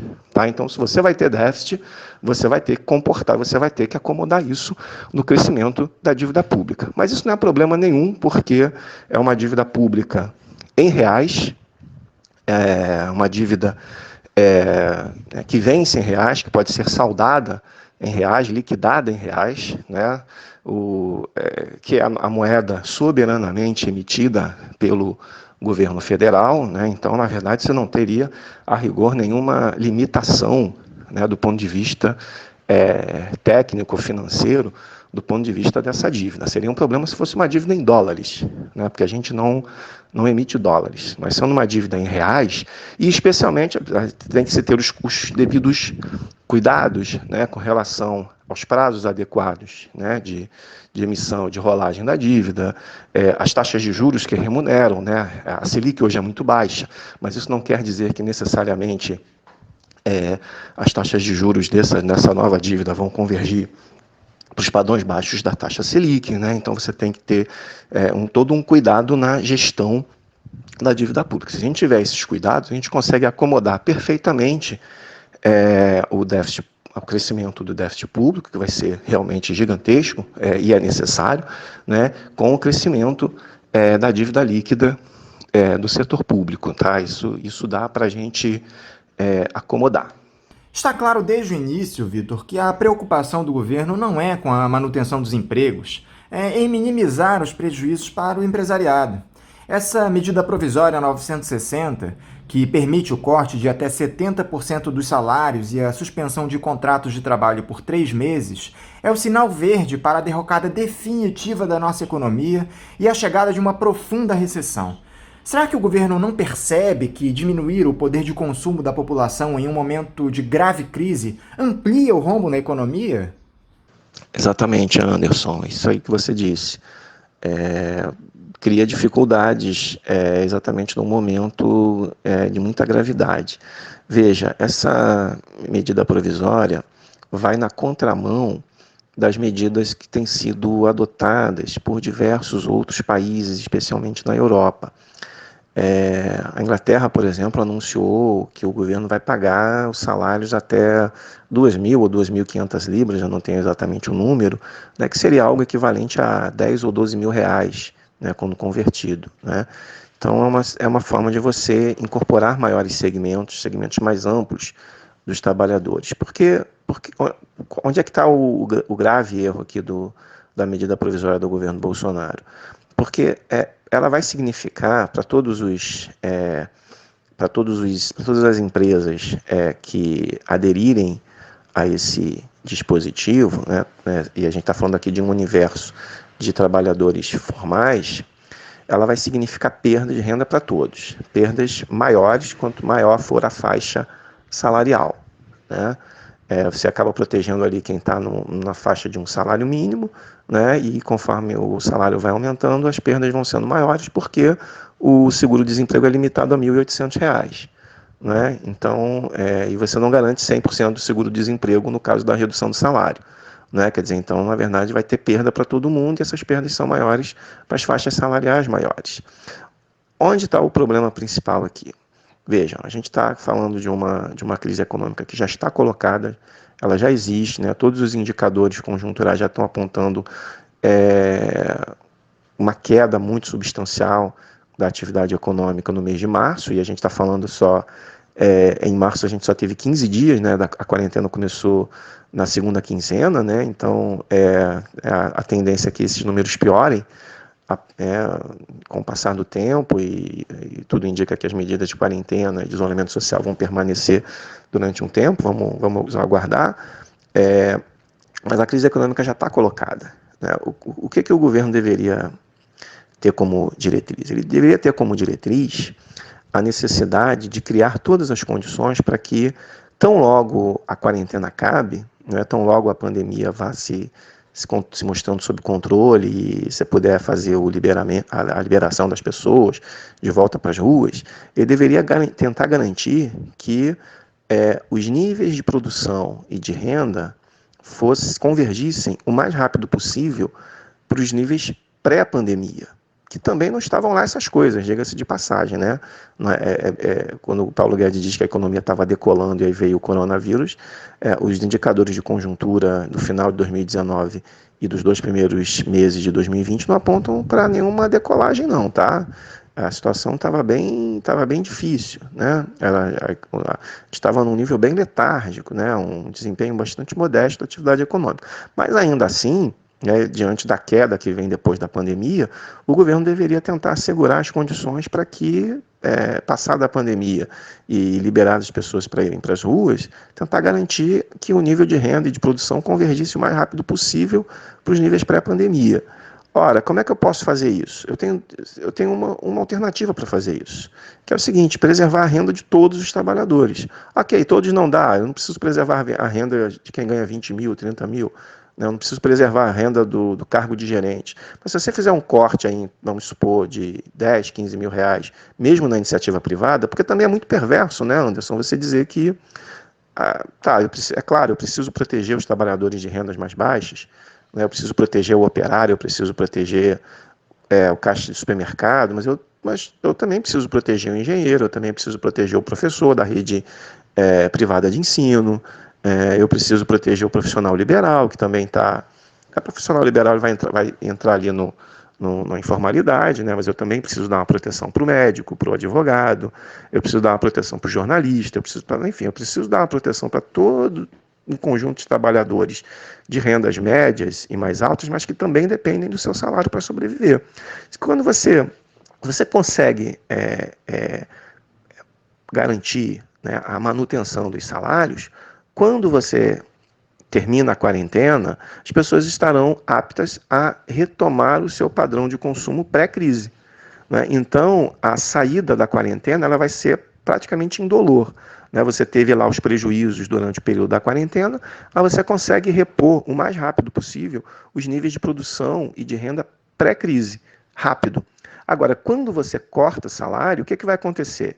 Quem cortou salário vai ficar com o aluguel atrasado, vai se endividar no cartão de crédito, vai atrasar alguma conta, né? Vai ter uma perda no seu padrão de vida, e vai ter que depois se ajustar, né? Aí digamos que quando volta, né, aí voltou o salário antigo, né? Mas você teve ali uma perda ali de 2 ou 3 meses atrás, né, que você vai ter que recuperar essas perdas. Então você vai, a forma, né, de retomar aos níveis de produção e renda pré-crise vai sendo cada vez mais lenta. Então a gente vai convergir mais lentamente, a nossa recuperação ela vai ser mais lenta do que a dos países que conseguiram preservar a integridade dos salários, ou pelo menos conseguiram preservar pelo menos os salários de uma faixa mais extensa dos seus trabalhadores formais e informais. Na última segunda-feira, Vitor, no âmbito dessa MP 960, o Supremo Tribunal Federal, provocado pelo Partido Rede, decidiu que as empresas têm de comunicar aos sindicatos dos cortes de salário para que houvesse acordos coletivos. Como você tem visto a atuação da Suprema Corte Brasileira diante de todas essas ações criminosas do Poder Executivo? Eu vejo com bons olhos essa decisão do ministro Lewandowski, mas a gente tem que sempre lembrar que os sindicatos saíram bastante fragilizados, eles se encontram numa situação bastante fragilizada desde a reforma trabalhista do governo Temer. Já se encontravam fragilizados também em razão do desemprego, do aumento da informalidade, né? E a reforma trabalhista ela é um capítulo mais contundente nesse processo de fragilização, né? Agora, a Suprema Corte também é bastante heterogênea, né? A gente tem ministros aí de perfis distintos, né? Alguns um pouco mais alinhados, com uma agenda mais conservadora, né? Mas, de todo modo, me parece que a Suprema Corte tem desenhado aí um certo... tem convergido, os ministros têm convergido aí para perceber que as medidas anunciadas pelo governo Bolsonaro, não só na economia, mas também no combate à crise sanitária propriamente dita, né? Acho que os ministros têm percebido que o governo Bolsonaro não tem tido condições de lidar com esses eventos, com essas adversidades de uma forma mais apropriada. Então eles têm também intervido aí para tentar colocar a coisa nos seus devidos lugares, dadas as suas próprias limitações. Agora, Vitor, parece que finalmente esse auxílio emergencial de R$ 600 para os autônomos e desempregados vai sair do papel. Mas há quase unanimidade entre os economistas a ineficácia dessa medida pelo valor oferecido à população. Por que o Brasil não segue os exemplos de outras economias liberais, como as dos Estados Unidos ou do Reino Unido, e investe no sustento das populações de baixa renda com o financiamento das remunerações durante essa pandemia? O limite do governo é esse valor, que corresponde a apenas 60% de um salário mínimo? 60% de um salário mínimo, e é um pouco pior se você levar em consideração que a média do rendimento do trabalhador informal, segundo a PNAD, agora no início de 2020, estava em torno de R$ 1.400 e poucos reais. Então, na minha opinião, essa renda emergencial para os trabalhadores informais teria de pelo menos utilizar como um parâmetro essa informação, né? A gente tem o IBGE, ele é o Instituto Brasileiro de Geografia e Estatística, é um órgão de excelência internacionalmente reconhecido, né, pela sua capacidade de produzir dados para que a gente possa fazer um diagnóstico correto da situação socioeconômica brasileira, né? O governo poderia ter utilizado os parâmetros fornecidos pelo seu próprio Instituto de Estatística, né? Em vez disso, jogou lá R$200. A proposta do governo era muito pior, então, também não pode esquecer isso, né? E aí você teve ali uma queda de braços, os partidos de esquerda queriam jogar para 1.000, né, e aí veio ali os partidos, né, mais conservadores, conseguiram chegar aí, depois R$ 500, depois 600, né? Então, também foi o acordo possível no Congresso Nacional. A gente também tem que lembrar que a gente também tem um Congresso Nacional que tem uma composição também muito, muito difícil, né? Os partidos de esquerda, eles são minoria, eles não dispõem sequer de 1/3, né? Quer dizer, então a gente a construção ali dos consensos possíveis, né? Mas você tem toda a razão, os R$ 600 são um valor muito, muito aquém das necessidades, né? Especialmente quando a média dos rendimentos recebidos pelo trabalhador informal são de R$ 1.400, né? Então, é aquilo que a gente está dizendo. Todo o conjunto de medidas anunciadas pelo governo envolve perdas, né? E essas perdas vão provocar certamente um empobrecimento, né, dos trabalhadores. Vitor, é um crime falar em emissão de moeda no Brasil? E o calote nessa dívida pública? É outro assunto proibido em Brasília? O que é que pode ser feito para acolher a economia em um momento excepcional como esse? Você fez uma excelente pergunta, Anderson. Eu te agradeço por ela, porque ela também vai nos permitir fazer aqui alguns esclarecimentos importantes, tá? Bom, em primeiro lugar, qual dívida pública? A gente precisa distinguir a dívida pública mobiliária federal, que é a dívida pública em títulos públicos, e tem a dívida dos estados e municípios, tá? Vamos primeiro falar da dívida pública mobiliária em títulos, mobiliária federal, que é a dívida, né, no governo federal em títulos, né? Qual é a natureza dessa dívida? A natureza dessa dívida é regular a liquidez da economia e a taxa de juros, tá? Tanto é que eu tive o cuidado de dizer que a dívida pública vai crescer como contrapartida do aumento do déficit. Eu não falei que ela vai crescer porque vai financiar o déficit, tá? Eu tive esse cuidado em razão da natureza da dívida pública mobiliária federal, tá? Ora, um calote da dívida pública mobiliária federal poderia vai aparecer 1 trilhão e sei lá quantos bilhões para poder combater a pandemia? Não vai, porque o que vai acontecer é que se você der o calote na dívida pública mobiliária federal, você vai passar a executar tudo que você executou, menos esse 1 trilhão e sei lá quantos bilhões, né? Isso é uma confusão, né, que muitas vezes se faz, né, até uma confusão até conceitual, né, porque nesse 1 trilhão e sei lá quantos bilhões estão incluídas operações de rolagem que contabilmente tem que ser sempre, eles têm que ser contabilizados sempre, né? Então, quando você rola a dívida, você registra lá, é uma despesa e é uma receita também, né? Então, se você não tem dívida, essa despesa some. Você não vai tirar agora, acabou a dívida, agora a gente tem 1 trilhão para combater a pandemia, pagar renda para os trabalhadores, etc, etc. Não, você vai dar o calote, então esse dinheiro ele é como se ele fosse desaparecer, não é que ele vai desaparecer, é que ele vai deixar de ser contabilizado. Quer dizer, então a agenda do calote da dívida pública mobiliária federal, ela, a rigor, é uma agenda que não, eu diria, ela é infrutífera, ela não vai gerar os recursos necessários, os recursos não vão aparecer. Na verdade, qual que é o problema aí dessa história? É que a gente está procurando recursos, quando, na verdade, o setor público tem uma capacidade infinita de geração de recursos, exatamente por aquilo que a gente já discutiu anteriormente. O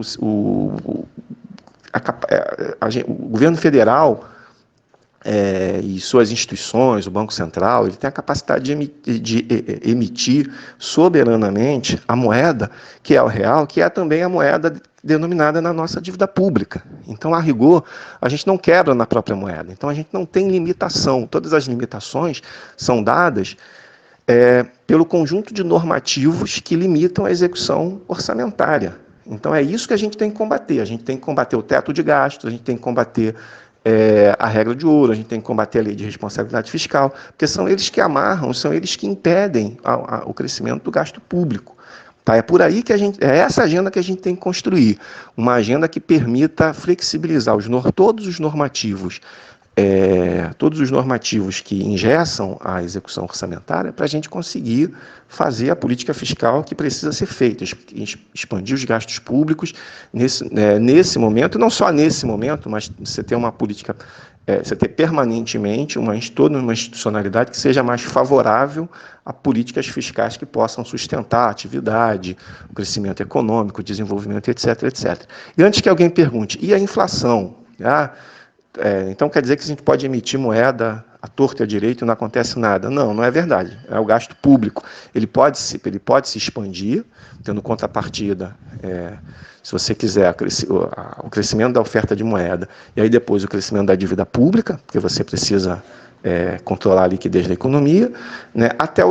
Esse gasto público ele vai crescer até o limite da capacidade da economia tem de produzir bens e serviços que possam ser gastos em reais.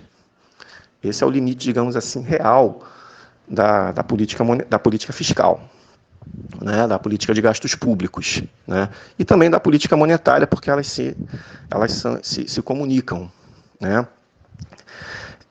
Feito esse esclarecimento, a dívida dos estados e municípios não, aí sim ela tem uma natureza diferente, porque essa dívida não é a dívida que é utilizada para regular a liquidez e a taxa de juros.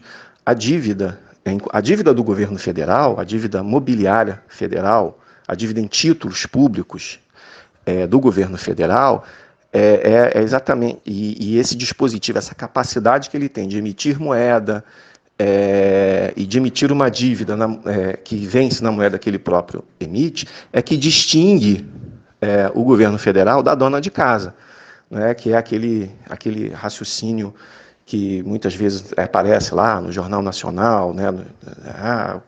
O governo tem que se comportar como uma dona de casa. Não tem exatamente por isso.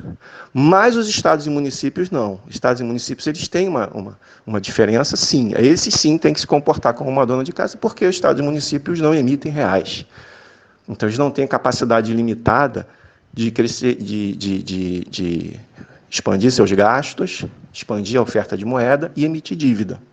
Então, neste caso, e em geral, as dívidas dos estados e municípios são dívidas ou com a União, né, ou com outras instituições mais avalizadas pela União. O que significa? Significa que se der o calote, se o governo estadual der um calote, a União vai pagar a dívida, porque ela é avalista, e vai, já está lá no contrato, vai arrestar as receitas, ou ela vai ficar com fundo de participação, ou vai arrestar receitas de impostos estaduais, né? Como aconteceu no Rio de Janeiro na época do governo Pezão. Ele não pagava a dívida, mas porque não tinha dinheiro. Aí a União arrestava, e aí foi aquela crise toda. Por esse motivo é que o Dória, governador de São Paulo, foi ao Supremo e conseguiu uma liminar, porque ele pode não pagar a dívida sem que as receitas sejam arrestadas. Porque aí sim, no caso dos estados e municípios, aí sim as prestações da dívida dos estados e municípios tira dinheiro do combate à pandemia, né? Tira dinheiro dos outros setores, dos outros segmentos. Vejam, eu estou demarcando aqui porque é diferente, a dívida dos estados e municípios é diferente da dívida mobiliária federal. Mas você também não resolve aqui o problema dos estados e municípios, você resolve isso no plano político, você tem que negociar, você tem que ter, os governadores têm que se organizar e ter uma boa capacidade com altivez e até o governo federal dizer, olha, tem que resolver isso aqui, negocia a taxa de juros, negocia a prestação, ou até mesmo, eu seria radical aqui, eu acho que você poderia zerar as dívidas dos estados e municípios, começa do zero e vamos garantir a capacidade dos estados e municípios de novamente poder realizar seus gastos, poder prover serviços públicos, desde que você amarre, né, o perdão da dívida dos governos estaduais a investimentos maciços em educação, saúde, infraestrutura econômica e social, né, urbanização das comunidades, saneamento, etc, etc. São soluções possíveis. Agora, Vitor, o Bolsonaro defende o fim desse isolamento horizontal indicado pelas autoridades de saúde. Ele andava em uma queda de braço com o ministro da Saúde, Luiz Henrique Mandetta, que acabou cedendo e deve afrouxar as regras. Com tamanha insegurança na sociedade brasileira provocada pelo novo coronavírus, Com 76% da população temendo sair às ruas, conforme divulgou uma pesquisa do Datafolha, você acredita que possa haver algum benefício para a economia, a mudança de rumos nessa política? Anderson, veja, é o que os empresários estão pedindo, né? Eles estão pedindo para reabrir seus negócios, mas porque eles sofrem claramente de uma miopia, né? Os empresários não perceberam que, ao reabrir os seus negócios, os seus próprios trabalhadores vão ter que depois ir para casa, se não pela quarentena, porque vão se contaminar com o Covid, né? E vão morrer, porque o sistema de saúde público e privado não vai dar conta. A gente já está vendo, olha, as imagens do Equador, né, são as notícias que a gente tem lido ali do Equador, não é muito longe da gente, são desesperadoras, né? Porque a gente tem falado da Europa, né? E Nova York também são situações todas muito desesperadoras, mas acho que nenhuma delas chegou ainda à situação do Equador. Então, é o que vai acontecer. Você vai dar um alívio, né? Você começa a afrouxar as regras de isolamento, as pessoas vão voltar a conviver, as empresas vão reabrir, e não sou eu que estou dizendo isso, porque eu estudei economia, mas os epidemiologistas estão apontando que você vai afrouxar e você vai ter que apertar de novo lá na frente, porque e aí não vai adiantar nada. Então é uma miopia, né, dos empresários. Agora, vamos aguardar. O que nos resta fazer? O que nos resta fazer é denunciar, sempre que possível, essa irresponsabilidade do governo federal e do ministro Mandetta, né? Olha aí, ministro Mandetta, né? Tanta gente elogiando o ministro Mandetta, né? Nossa, olha só como ele é. Pois está aí, né? Ele vai afrouxar, né? Ele negociou a permanência dele no Ministério da Saúde em troca do afrouxamento das regras. E aí o que a gente vai perceber vai ser esse Deus nos acuda, esse salve-se quem puder, que vai acontecer depois que os casos começarem a explodir, né? E segundo os epidemiologistas, isso não está muito longe de acontecer, né? Vamos aguardar. Para encerrar, Vitor, essas medidas de auxílio ao mercado financeiro e aos trabalhadores que nós detalhamos no início da entrevista emperraram no Congresso. Os parlamentares têm analisado o impacto fiscal e, principalmente, o grave precedente que se abre, especialmente com essa PEC do orçamento de guerra. Você espera alguma ação da Câmara e do Senado para impedir o avanço dessa proposta?